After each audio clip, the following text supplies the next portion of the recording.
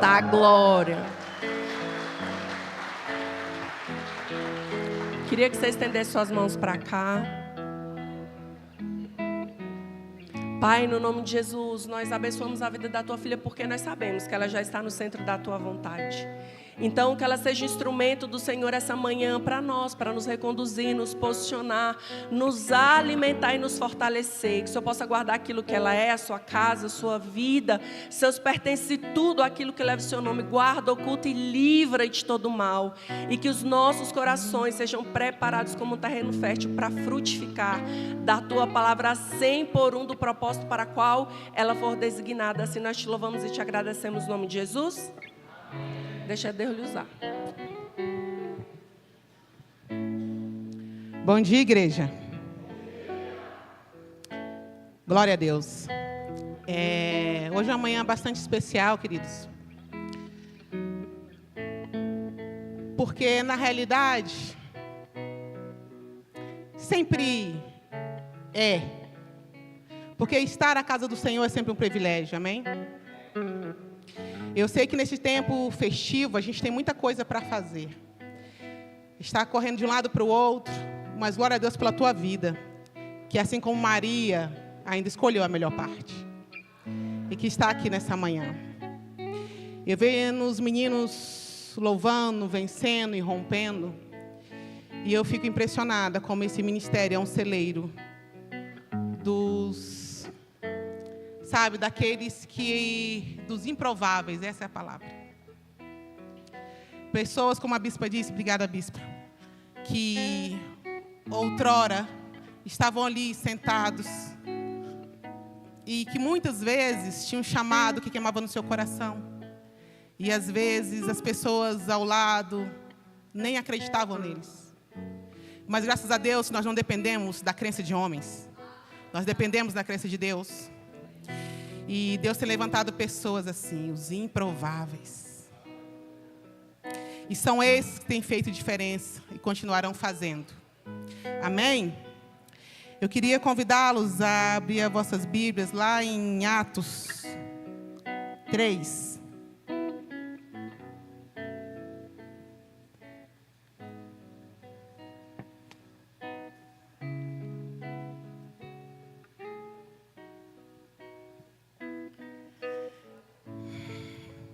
Atos 3, a partir do versículo 1.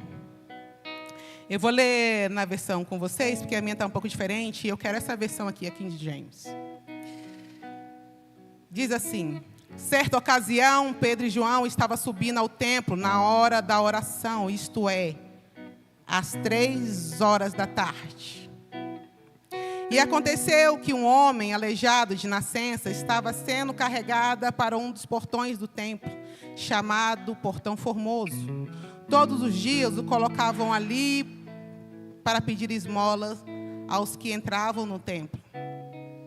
Quando viu que Pedro e João iam entrar no templo, pediu que lhe dessem um donativo. Fixando nele o olhar, Pedro, em companhia de João, disse: olha para nós. E o homem olhou para eles com atenção, na expectativa de receber deles alguma coisa. Então afirmou-lhe Pedro: eu não possuo prata nem ouro, mas o que eu tenho, isto eu te dou. Em nome de Jesus, o Nazareno, erga-te e anda. E segurando-o pela mão direita, ajudou a levantar-se. Naquele mesmo instante, os pés e os tornozelos dos homens ficaram firmes.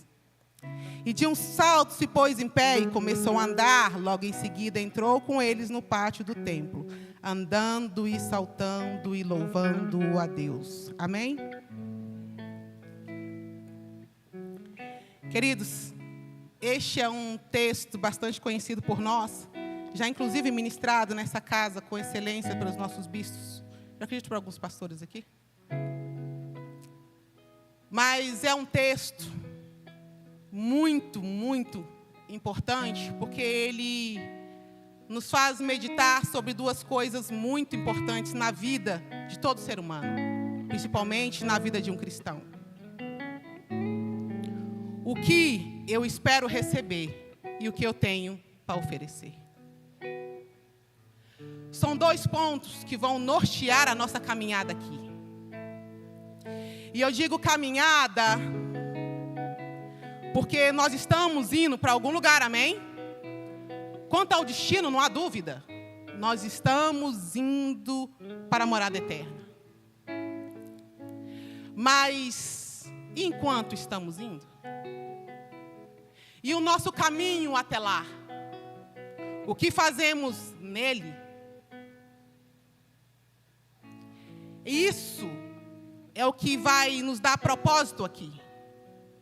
Isso também é o que irá, não dizer para Deus, mas demonstrar para Deus que o investimento que Ele fez em nós valeu a pena. Porque não pense você que você é sonhos do teu pai. Você é fruto de um propósito.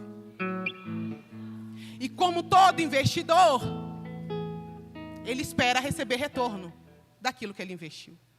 Você é o investimento do céu. Há um investimento do céu sobre a sua e sobre a minha vida. Os nossos pais fazem planos, eu vou ter 1, 2, 3 filhos. E até a gente entender isso, muitas vezes, nós somos muito massacrados. Muitas vezes. Porque a escolha do homem nos coloca num lugar, muitas vezes, de rejeição ou menor. E por que eu digo isso? Porque eu passei por isso um tempo. Meus pais eram o casal perfeito, namoraram na santidade, sem ser cristão, casaram e tinham 2 planos, ter 2 filhos. E eles tiveram os 2 filhos, um na sequência do outro. Por isso essa diferença de idade entre mim e meus irmãos. E minha mãe tinha tido... Eles tinham tido um homem e uma mulher. Então eles disseram assim, está feito, está ótimo, concluído está o processo. Eu vou ligar. E quando minha mãe chegou 4 anos para ligar, depois o médico falou, você vai ter que esperar um pouco. Porque você está grávida. E era eu.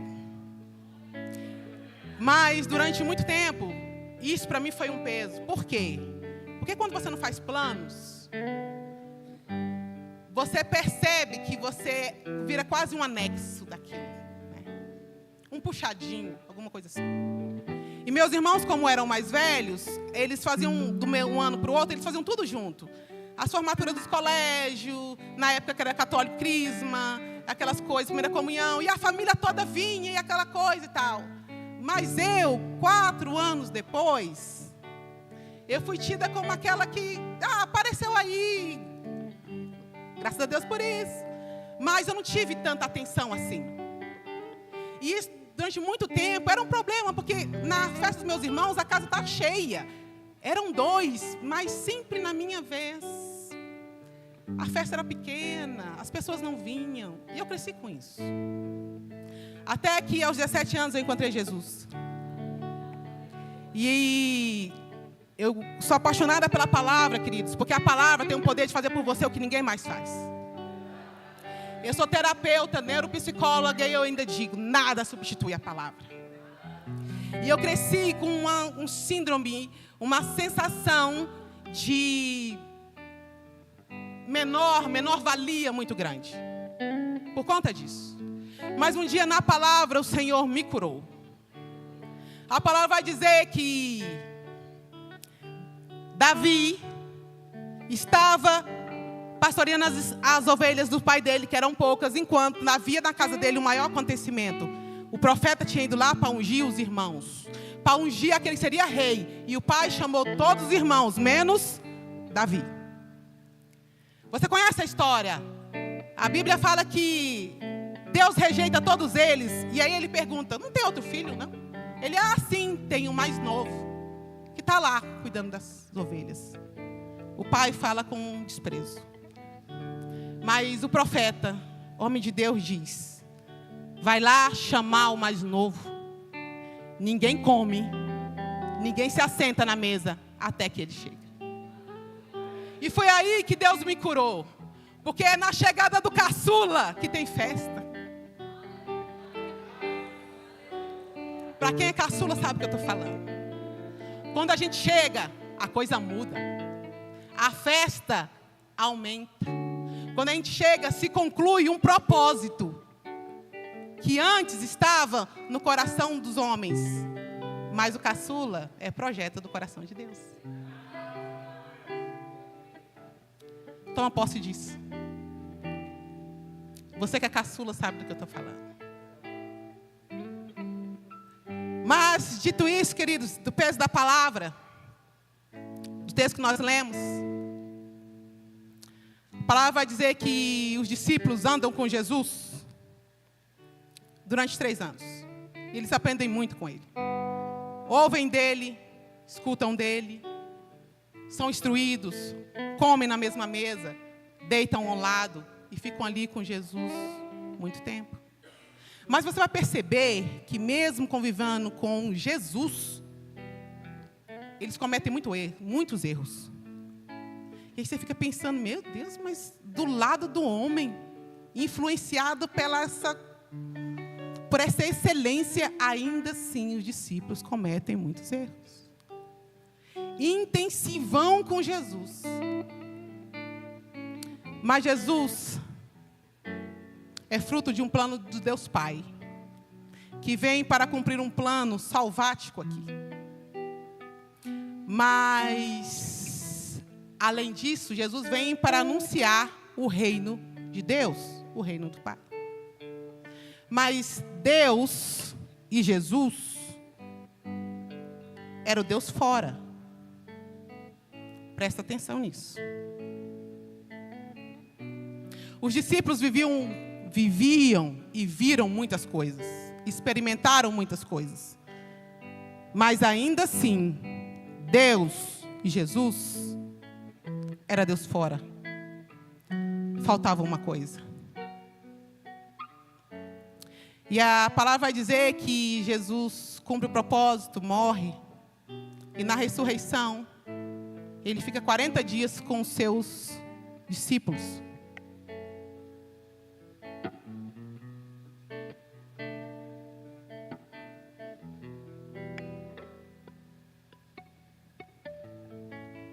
Quarenta dias ele fica com os seus discípulos.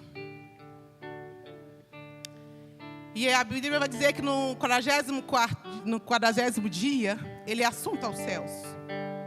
Mas antes de ir, ele dá uma instrução aos seus discípulos. Ele diz: ficai em Jerusalém, até que do alto sejais revestidos de poder. Como assim? Todo aquele tempo com Jesus não foi suficiente para liberá-los para cumprir um propósito. Como assim, bispo? Eu estou aqui nesse ministério há tanto tempo, ouvindo a senhora e os pastores pregar, o bispo, e ainda não estou preparado para subir aqui. Como assim? Eu ainda não posso fazer isso? Como assim? Eu não posso fazer aquilo? Sabe, queridos, Deus fora nos chama, nos separa, nos prepara, mas não nos transforma.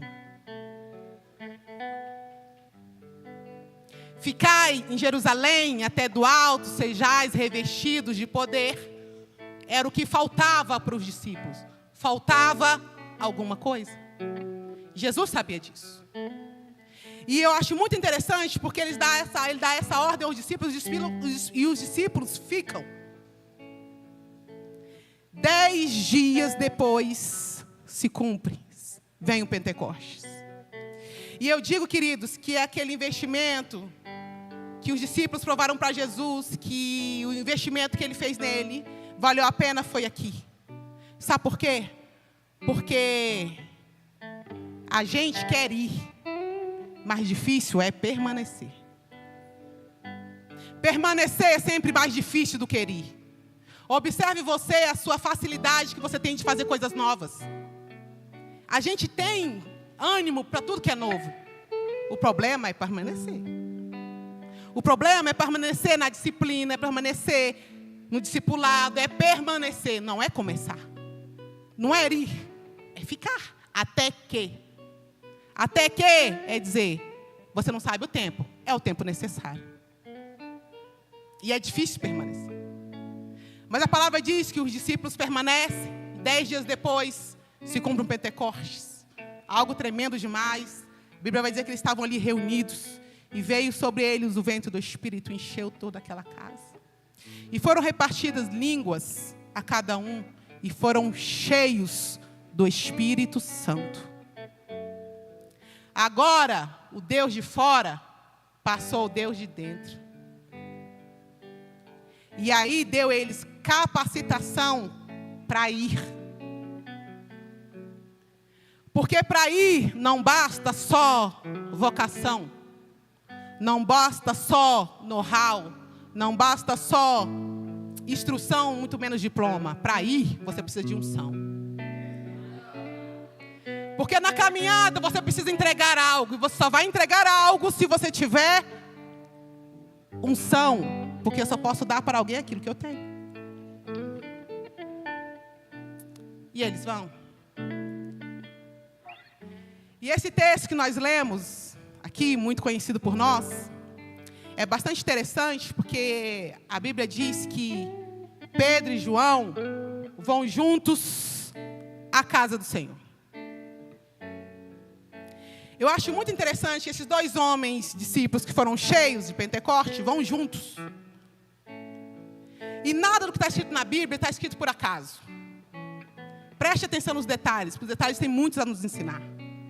A Bíblia diz que eles vão juntos. E o que tem a ver isso, pastora? Nada. Nada se você olhar só o texto. Mas se você olhar o histórico, tem tudo a ver. Pedro e João andam juntos há muito tempo. A Bíblia diz que eles estavam juntos na cura da filha de Jairo. Eles estavam juntos na transfiguração. E eles também estavam juntos no Getsêmani. Eles não estão juntos por acaso. Eles eram amigos. Amigos, pastora de vida? Não, eles eram amigos de propósito. E é a mesma coisa? De jeito nenhum. Porque quando nós somos amigos de vida, o que nós buscamos é afinidade. Mas quando nós somos amigos de propósito, nós buscamos a objetividade. Eles eram extremamente diferentes entre si. Pedro era conhecido como o impetuoso, a ousadia de Pedro. João era o amor puro. Tão diferentes e ainda assim andavam juntos. E aqui, queridos, vem a primeira instrução para mim e para a sua vida. A gente tem que ter maturidade, deixar de ser criança e parar de andar com quem nos aplaude, para começar a andar com quem muda o nosso caráter e quem afina para o propósito. Porque é muito bom andar com pessoas que nos amam, querido, e nos aplaudem, tão linda, tão maravilhosa. Mas observe, pare para pensar o tanto que esses dois se pegavam no caminho. Totalmente diferente, mas eles presenciaram os maiores acontecimentos com Cristo. Os dois, juntos. Por que João não foi andar com Tiago? Tiago, fleumático, organizador da turma do Deixa Disso. Não. Sabe por quê? Porque Tiago era confortável andar com Tiago, mas Pedro transforma. A gente precisa ter coragem de andar com pessoas que nos transformam. Pessoas que nos incomodam. Pessoas que são diferentes de nós a ponto de a gente falar, rapaz. Que tenham coragem para olhar para nós e dizer e aplaudir, mas também coragem de olhar para nós e dizer, tá feio, te conserta. Os maiores aprendizados da minha e da sua vida, tenho certeza que foi com pessoas que nos desafiaram. A gente aprende, quando a gente está do lado de pessoas muito diferentes de que nós, no mesmo propósito, a gente aprende por osmose. Não precisa falar, é só de observar. E esses dois andavam juntos. E para a gente entender o enredo dessa história, entender o que Deus quer falar conosco nessa manhã, a gente precisa separar a história. Porque nós temos dois personagens aqui. Um núcleo são os discípulos e o outro é o coxo, o paralítico. E a Bíblia diz que esses dois discípulos vão à casa do Senhor à hora nona, que na nossa Bíblia nós lemos às 3 horas da tarde. A hora nona, em algumas versões, ou 3 horas da tarde, não é uma hora qualquer. Os judeus oravam 3 vezes por dia. E a hora nona era uma hora especial, porque ela tem um significado espiritual muito forte. Porque a hora nona, às 3 horas da tarde, é tida como a hora do renovo, da reconexão com Deus. Por isso é uma guerra espiritual. Você acha que é difícil orar de madrugada? Quem acha? Levanta a mão aí, que é difícil orar de madrugada. É, porque a tua luta é física, mas às 3 da tarde é espiritual. Porque às 3 da tarde eu preciso parar o que eu estou fazendo para me reconectar com Deus. Porque de manhã você saiu conectadinho. Você fez sua oração, você orou, você saiu preparado. Mas às 3 horas da tarde, meu filho, o pau já cantou, já aconteceu de tudo. Você já está morto. Tem gente que já está olhando que hora que dá para ir embora do trabalho. Às 3 horas da tarde é um desafio, é hora da reconexão. É a hora que eu paro para dizer: Senhor, eu ainda confio em Ti. Independente daquilo que já passou, eu ainda confio em Ti. Eu ainda espero em Ti. Renova-me, dá graça, ânimo. Essa hora da tarde, faça um desafio. Você está acostumado a orar de madrugada, qualquer hora, mude seu horário para as 3 da manhã e depois você me fala. Às 3 da tarde. Queridos, é uma guerra impressionante. É difícil você entrar, mas se você entrar, vai ser difícil sair. Porque é uma manifestação da graça tão maravilhosa às 3 da tarde. E é essa hora que eles vão. Eles estavam cheios, mas diz a Bíblia que eles vão ao templo na hora nona buscar a presença do Senhor. E é ali que eles se encontram com outro personagem da nossa história, que é o coxo, o paralítico, que era colocado ali todos os dias, de contínuo. A Bíblia vai dizer que esse paralítico, queridos, tinha nascido paralítico. Ele não adquiriu a doença, ele nasceu assim. E uma pessoa que nasce com uma deficiência dessa, era tido naquela época como alguém amaldiçoado por Deus. Era alguém infeliz, não casaria, não teria família, era pobre, não prosperaria.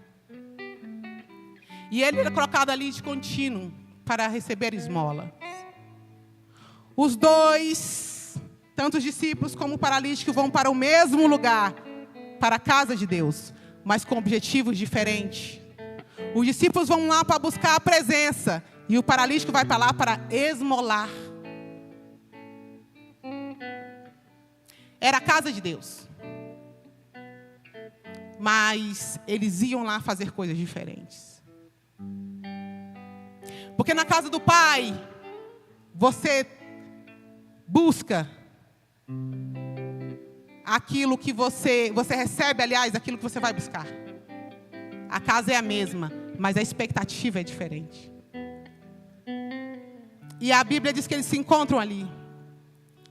E diz que o paralítico, ao ver-nos eles entrar, estende a mão e pede a eles uma moeda, esperando receber alguma coisa deles. E aí que Pedro vai olhar para ele e vai dizer: olhe para nós. A hora que Pedro faz isso, ele está trazendo a atenção do paralítico para aquilo que era além do bolso. Sabe por quê, queridos? Porque, como eu disse, ele é tido como alguém amaldiçoado, então as pessoas passavam assim, ó, e capaz que jogavam as moedas assim e entravam no templo. Não tinham um olhar. Olhar para quê? Mas aquele momento, quando ele pede para ele olhar, ele está tirando o olhar da realidade dele e trazendo para dele. Olhe para nós. E eu acho muito interessante, meus irmãos, porque quantos anos aquele homem estava ali, a gente não sabe. Mas eram muitos. E naquele dia, Pedro, cheio da ousadia e cheio do Espírito Santo de Deus, vai dizer: eu não tenho prata, não tenho ouro, mas aquilo que eu tenho eu te dou. Em nome de Jesus, o Nazareno levanta e anda. Aquele homem, como eu disse, ia falar todos os dias, buscar uma coisa só: esmola. Até que ele encontra com alguém que tem muito mais que dinheiro para dar. E que libera sobre a vida dele uma cura. Em nome de Jesus, o Nazareno levanta e anda. E tomando pela mão se pôs de pé. E ele ficou.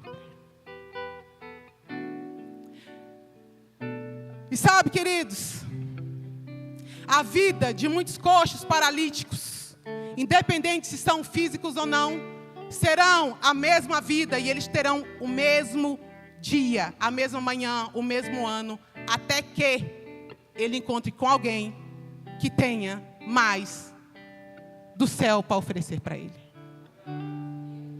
E a minha pergunta é, para mim e para você nessa manhã é: a vida de quem mudou quando você chegou? Aquele homem não foi lá buscar cura. Ele foi buscar esmola, mas ele encontrou com alguém que tinha mais. Quantas pessoas passaram na minha vida e na sua vida este ano? E eles receberam o quê? Eles saíram carregando o quê? Vida totalmente transformada, curada. Não foi só cura espiritual, queridos. Não foi só física, mas a realidade daquele homem foi transformada. Este é o poder do Evangelho. Transformador. E esse é aquilo que eu e você precisamos carregar. Um poder que transforma. A gente quer dar para as pessoas aquilo que o dinheiro pode comprar. Isso não serve para nada. Eu quero ver você entregar aquilo que o dinheiro não compra. Mas que a unção é capaz. Foi para isso que o Senhor nos chamou. E te revestiu de poder. Para isso. Vidas desgraçadas, entristecidas. Porque ainda não se levantou, não teve, não tiveram a oportunidade de encontrar com Pedro e com João.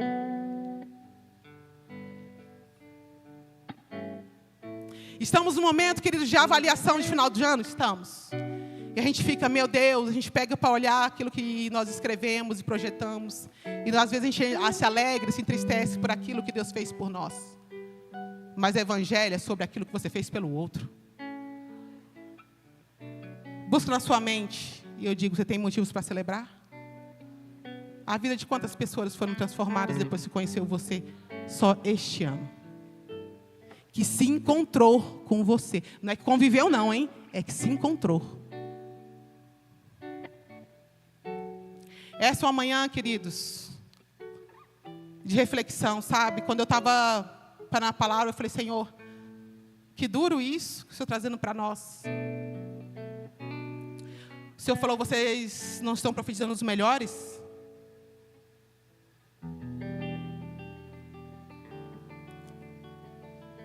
Só que a régua de Deus é diferente da nossa. A gente acha que melhor, a gente avalia o melhor quando nós somos, mas para Deus é o que a gente entrega. É o melhor? Foram os melhores 6 meses?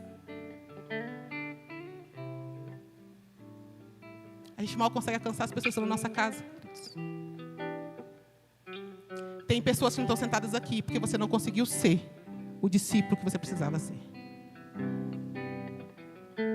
E a nossa reflexão, lembra que eu falei lá no início? O que temos para oferecer? O que você tem para oferecer? Para vai dizer lá em 2 Reis 5:20 que Jericó era uma cidade muito linda, mas que havia um problema gravíssimo lá. A água era amarga e provocava abortos. Até que um dia, Eliseu chega na cidade. E você conhece a história? A Bíblia diz que as pessoas contam para Eliseu o que acontece lá. E Eliseu diz, me traga um prato de sal. E a Bíblia diz que entrega um prato de sal para ele. Ele fala, aonde é a fonte? E ele vai lá, despeja sal, e naquele momento as águas daquela cidade é curada. Quantos anos Jericó ficou na esterilidade, no aborto, queridos? Até que Eliseu foi lá. As pessoas podem ter uma vida muito triste, desgraçadas e infelizes, até que ele se encontre comigo ou com você. Essa é a expectativa de Deus a nosso respeito. Não se engane.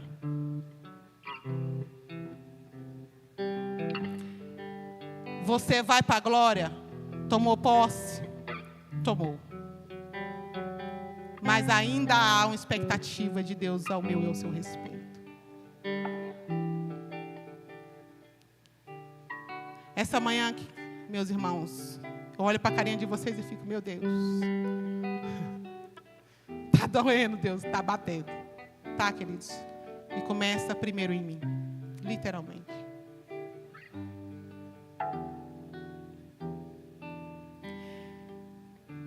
Entrega, aquilo que eu tenho para oferecer fala de utilidade. A Bíblia diz que quando Dorcas morre, uma cidade para e chora por Dorcas.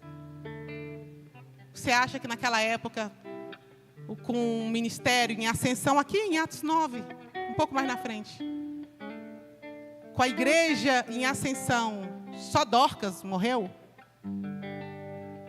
Mas a Bíblia só registra a morte de Dorcas. Porque Dorcas era discípula, era cheia, mas Dorcas era útil. A cidade chora porque perdeu alguém de valia.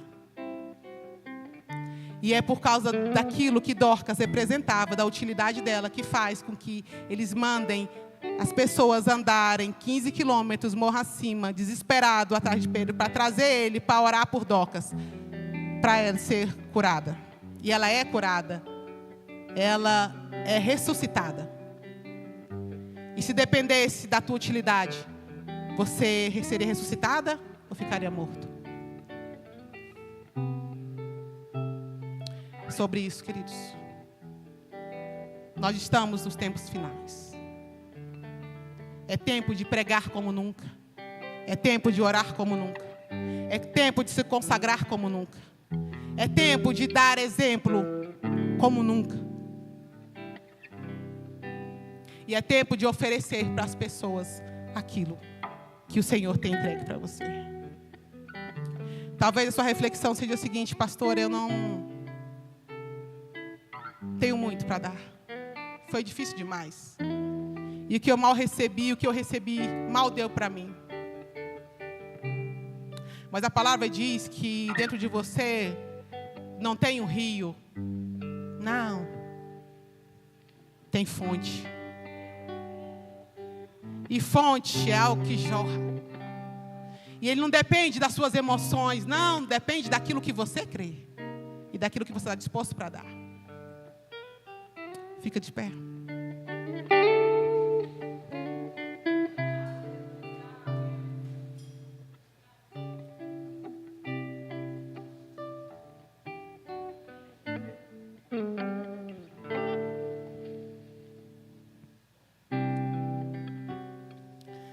A palavra vai dizer, como a doutora Bruna nos lembrou,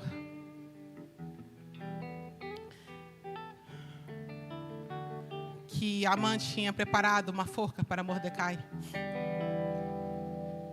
Mas um dia, o rei estava lendo o livro das obras. E aí ele leu que Mordecai havia salvo o rei de uma conspiração de morte. E aí ele pergunta: o que foi feito para Mordecai pelo que ele fez ao rei? Essa história, este livro, não era um livro da vida de Mordecai. Não era. Era um livro que tinha as histórias, mas lá continha uma história que Mordecai tinha feito, ou seja, é o que eu faço pelo outro. O que a gente faz por alguém nos livra da forca. O que a gente faz por alguém entra em memorial diante de Deus. Clamamos muito por nós. Sim, é verdade. E oro a Deus para que eu consiga ultrapassar e sair da condição de discípulo que ainda se preocupa com o que comer, com o que vestir, com o que beber. Porque, vamos ser sinceros, a gente se preocupa com isso. Mas lá em Mateus 6, quando ele está falando na pregação dos montes, ele está falando com os discípulos, ensinando os discípulos. Ele fala: não andeis ansiosos por coisa alguma. Com que haveis de comer, beber, vestir? Isso os gentios fazem. Se preocupar com o que comer e beber, querido, é coisa de gentio.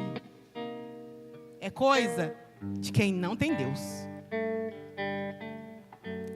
E eu me entristeço porque muitas vezes eu ainda me pego neste lugar de preocupação, sem conseguir elevar os meus olhos para o alto.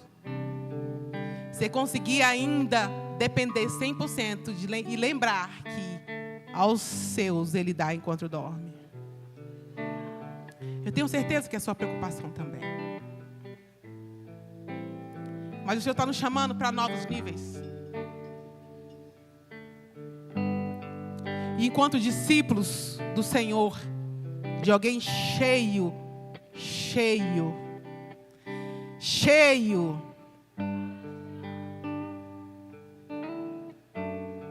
você vai conseguir entregar se você estiver cheio.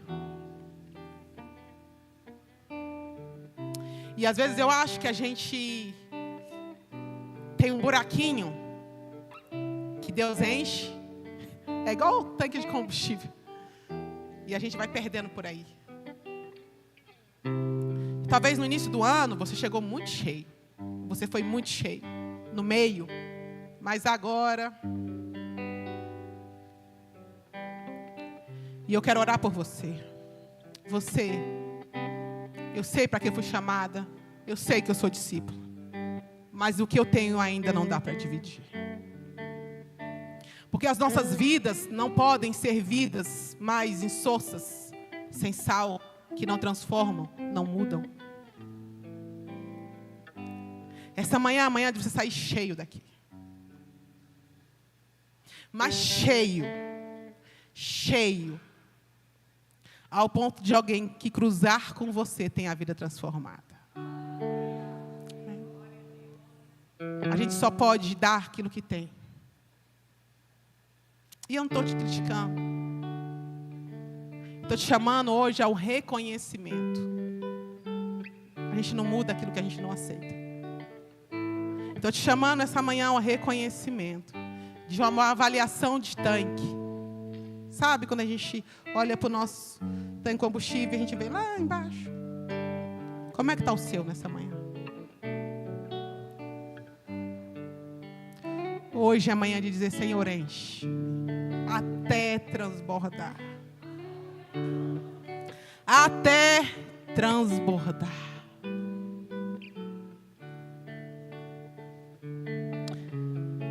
Queria convidar você a vir aqui na frente. Eu não quero te expor, queridos. Eu quero te fazer andar. Porque a palavra vai dizer que Pedro lança a palavra para ele: em nome de Jesus Nazareno, levanta e anda. Mas ele o toma pela mão. Ele nunca tinha andado. Como ficar de pé? Mas aquele que sabia andar, sabia como ficar de pé. E nesta manhã, nós estamos aqui te estendendo a mão. Porque tem gente que recebeu palavra, mas não recebeu mão. Então, nós estamos aqui nessa manhã corrigindo isso.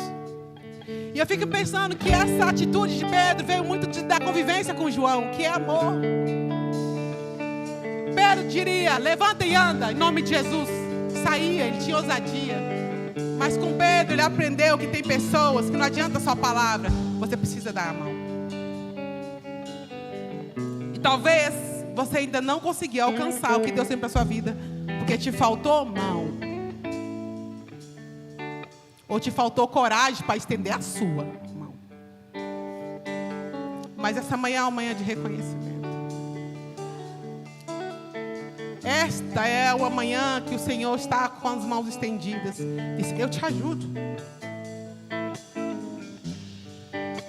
Por isso eu quero convidar você aqui.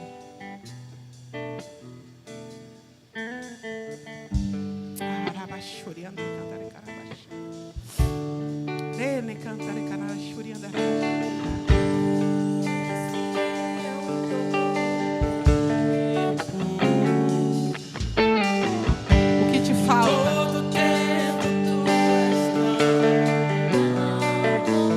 Talvez te falte, querido, coragem para perdoar, coragem para pedir perdão, coragem para largar aquele pecado, coragem para se posicionar diante do chamado. O que te falta?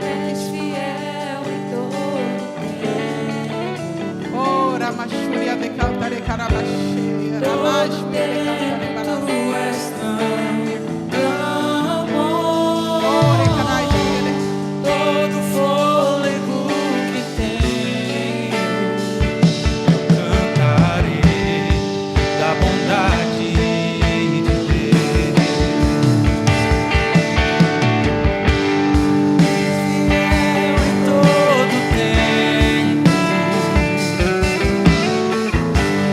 Todo tempo tu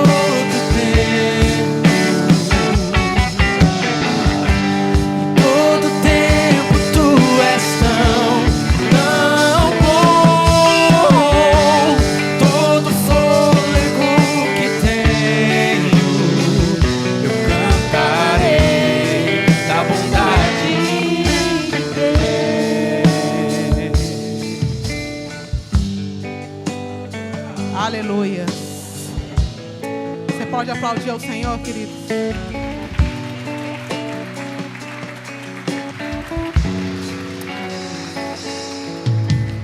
Glorificado seja o nome do Senhor, que nos conhece e sabe quando e onde nos encontrar. Amém. Que possamos ser transformadores de vidas, agentes de milagres, seja onde for que Deus nos colocar. Amém. Essa é a minha oração por você. Essa é a oração por mim. E essa é a oração por essa igreja. Que ninguém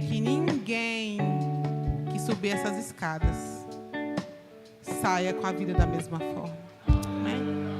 Glória a Deus, bispo, obrigado.